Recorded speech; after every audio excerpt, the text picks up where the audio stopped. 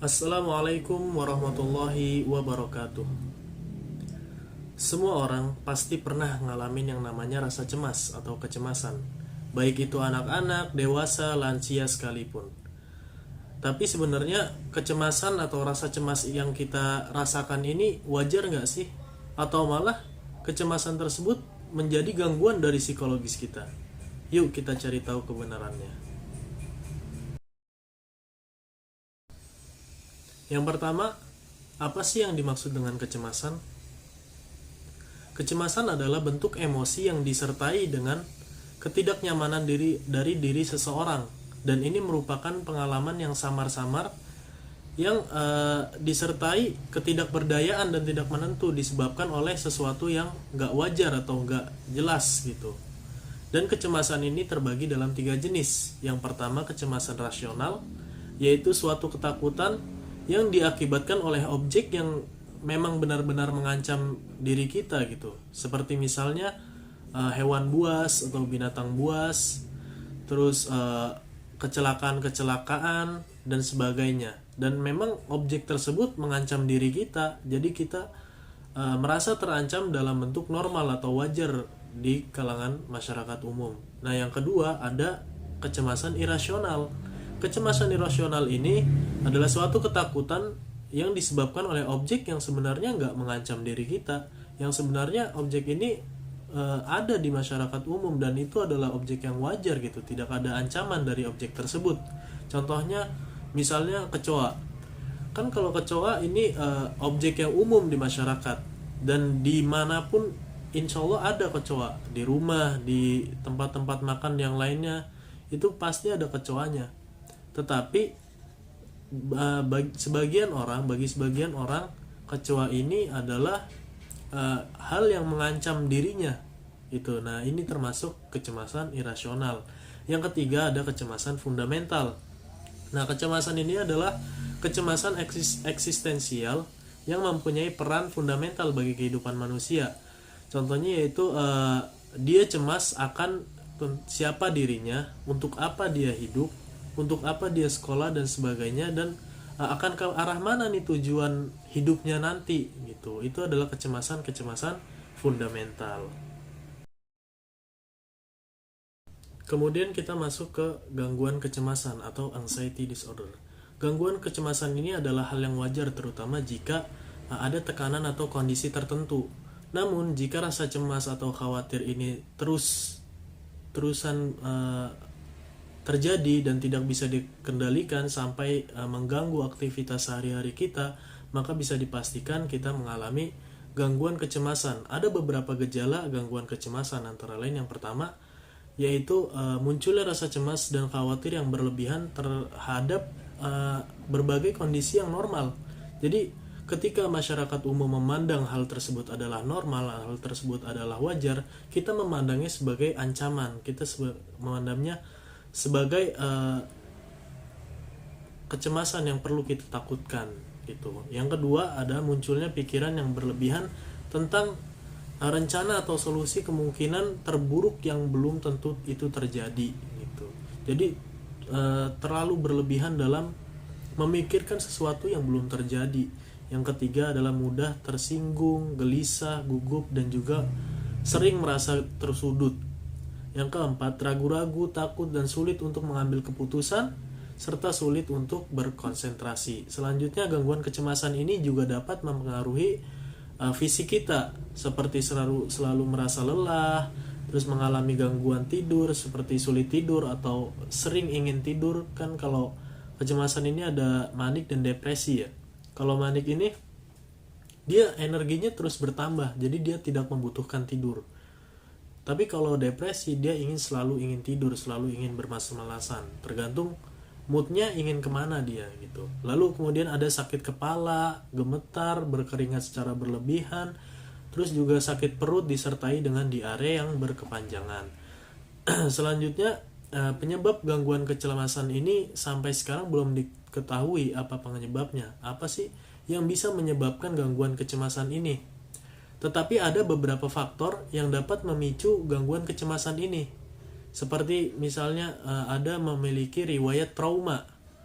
atau pernah mengalami kejadian yang membuat dia stres berkepanjangan seperti bullying, perundungan atau dikucilkan dari masyarakat.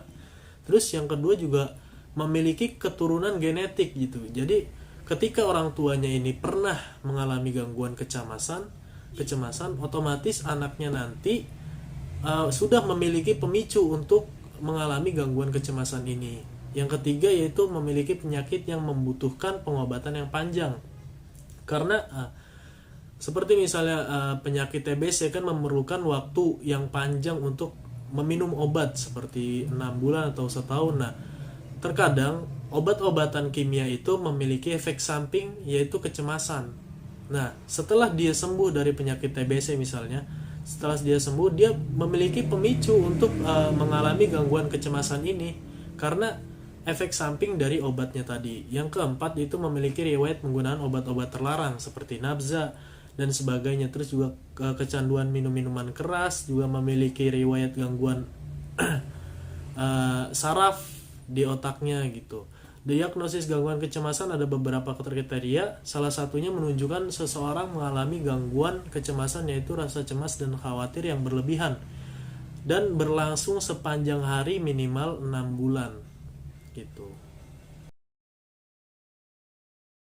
Nah, sekarang udah tahu dong kecemasan yang kita rasain ini masuk ke dalam gangguan kecemasan atau hanya kecemasan biasa saja, tergantung berapa lama kita mengalami rasa cemas, rasa khawatir. Kan minimal ketika memasuki gangguan kecemasan, minimal kecemasan yang kita rasain atau kekhawatiran yang kita rasain ini berkelanjutan sampai minimal 6 bulan.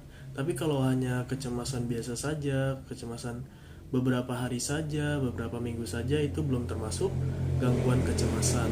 Lalu bagaimana sih cara mengatasi kecemasan tersebut? Bagaimana sih pandangan Islam dalam mengatasi hal tersebut? Padahal kan ajaran Islam ini sudah sempurna seperti yang disebutkan dalam surat Al-Maidah, Al-yawma akmaltu lakum dinakum wa atmamtu alaikum ni'mati wa raditu lakumul Islam madina. Al-yawma akmaltu lakum dinakum.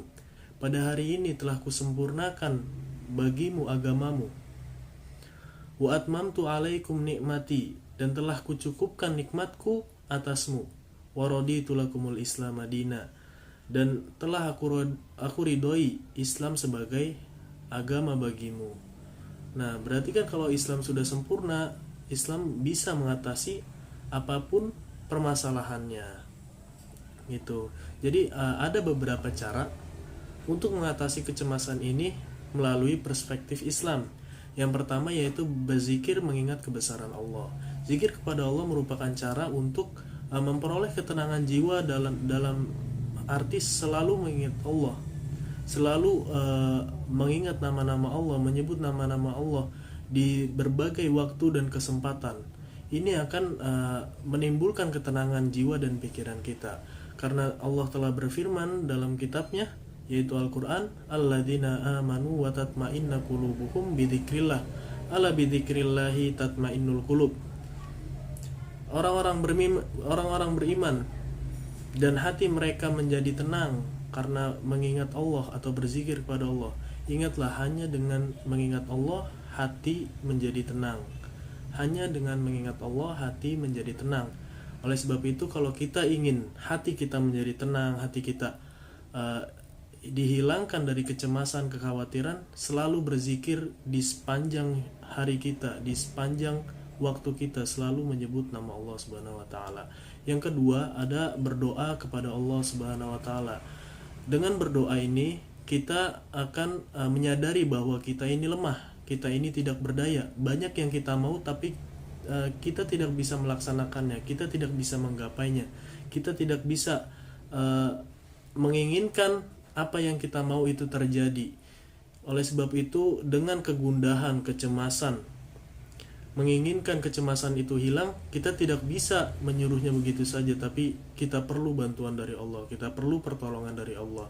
Nah, dengan meminta bantuan atau pertolongan Allah untuk menghilangkan permasalahan yang kita alami atau kecemasan yang kita alami ini, yaitu dengan berdoa, curhat kepada Allah. Dengan itu hati kita akan menjadi tenang kembali, hati kita menjadi damai kembali, tentram kembali, tidak memikirkan kecemasan tersebut. Maka perbanyaklah doa untuk menghilangkan kecemasan tersebut. Yang ketiga, yakinlah bahwa pertolongan Allah itu pasti akan datang.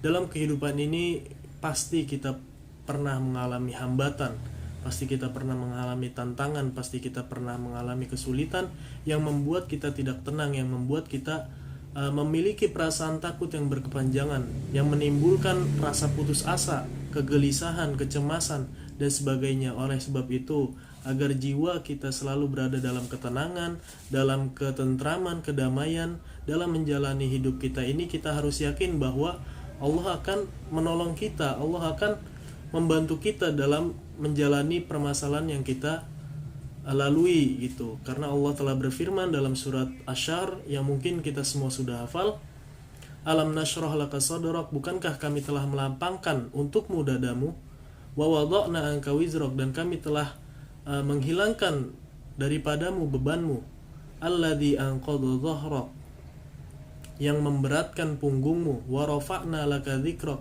dan telah kami tinggikan derajatmu atau namamu, sebutanmu. Kita sudah ditinggikan oleh Allah dengan kedudukan kita atau jabatan kita. Fa inna ma'al usri yusra, sesungguhnya setelah kesulitan pasti ada kemudahan. Lalu dikuatkan lagi oleh Allah, inna ma'al usri yusra, sesungguhnya setelah ada kesulitan pasti ada kemudahan. Fa idza faragta fansab, maka apabila kamu telah selesai melakukan sesuatu, maka lakukanlah yang lain, lakukanlah yang lebih bermanfaat, pekerjaan yang lain gitu. Wa ila rabbika farghab, dan hanya berharap kepada Tuhanmu lah kamu berharap, dan hanya berharap kepada Allah saja, tidak berharap kepada yang lain. Yang keempat adalah berprasangka baik kepada Allah. Setiap segala hal, setiap segala kejadian atau yang kita alami ini mempunyai makna tersendiri bagi Allah. Belum tentu yang kita mau itu baik bagi kita, belum tentu yang kita benci ini buruk bagi kita gitu. Karena Allah juga pernah berfirman dalam surat Al-Baqarah, wa asa an takrahu syai'an wa huwa khairul lakum wa asa an tuhibbu syai'an wa huwa syarrul lakum innallaha ya'lamu ma la ta'lamun. Boleh jadi kamu menyukai sesuatu padahal itu buruk bagimu, dan boleh jadi kamu membenci sesuatu padahal itu baik bagimu. Ingatlah, sesungguhnya Allah mengetahui apa yang kamu tidak ketahui. Yang kelima, selalu memupuk rasa syukur kita kepada Allah. Selalu mengeluhkan kemalangan kita, kesedihan kita, kegundahan kita, kecemasan kita akan berdampak buruk bagi diri kita, spiritual kita atau jiwa kita. Bukankah kita semakin mengeluh Tuhan maka akan semakin membenamkan kita dalam permasalahan gitu. Sebaiknya kita lebih banyak bersyukur, karena nikmat Allah ini lebih banyak yang kita terima daripada masalah hidup kita gitu. Allah telah melimpahkan nikmatnya kepada kita, namun Allah hanya memberikan satu permasalahan untuk kita gitu. Cobalah lebih direnungi lagi bentuk-bentuk nikmat Allah, bentuk-bentuk kasih sayang Allah kepada hambanya, sehingga kita tidak membenamkan diri kita kepada permasalahan yang kita lalui. Allah juga telah berfirman, wa ita'adzana rabbukum la in syakartum la azidannakum wa la in kafartum inna adzabi lasyadid.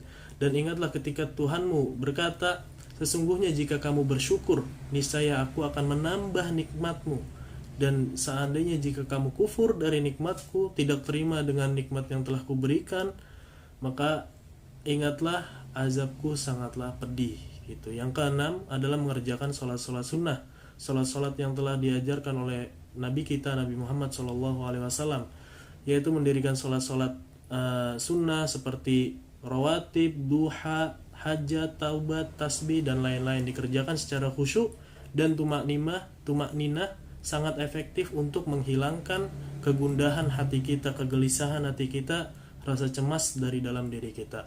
Yang ketujuh, rajin membaca atau mendengarkan Al-Quran. Membaca atau mendengarkan Al-Quran dapat mengurangi kesedihan, kecemasan, dan kegelisahan dalam diri kita. Karena dalam membaca Al-Quran ini kita akan memperoleh rahmat dari Allah Subhanahu wa Ta'ala. Salah satunya adalah ketenangan. Karena Allah juga telah berfirman, wa idza quri'al qur'ana fastami'u lahu wa ansitu la'allakum turhamun. Maka apabila kita dibacakan Al-Qur'an, maka dengarkanlah dan diamlah agar kita semua mendapatkan rahmat dari Allah Subhanahu wa taala. Dan ketika kita mendapatkan rahmat dari Allah Subhanahu wa taala, hati dan pikiran kita akan menjadi tenang, tentram dan damai. Yang terakhir, yang kedelapan adalah meningkatkan kualitas iman kita. Berusahalah untuk terus meningkatkan keimanan dan ketakwaan kita kepada Allah Subhanahu wa taala, sebab dengan begitu hidup kita akan menjadi lebih teratur, lebih terarah, lebih bermanfaat dari sebelumnya. Karena ketika kita meningkatkan kualitas iman kita, kita akan merasa diawasi oleh Allah. Kita akan melakukan pekerjaan-pekerjaan yang bermanfaat bagi kita dan menghindari pekerjaan-pekerjaan yang tidak bermanfaat bagi kita. Oleh sebab itu, perbaikilah iman kita, perbaikilah ketakwaan kita kepada Allah Subhanahu wa taala. Itulah tadi beberapa tips yang bisa kita lakukan ketika kita merasa gundah, ketika kita merasa cemas, ketika kita merasa gelisah, untuk dilakukan dalam diri kita. Terakhir, saya ingin menyampaikan, selalu semangat dalam menghadapi apapun ujiannya, apapun permasalahannya, apapun itu penyakitnya. Karena segala sesuatu itu benar-benar sudah ditakdirkan oleh Allah Subhanahu wa taala, dan ingatlah seluruh takdir Allah itu pasti baik bagi hamba-hambanya.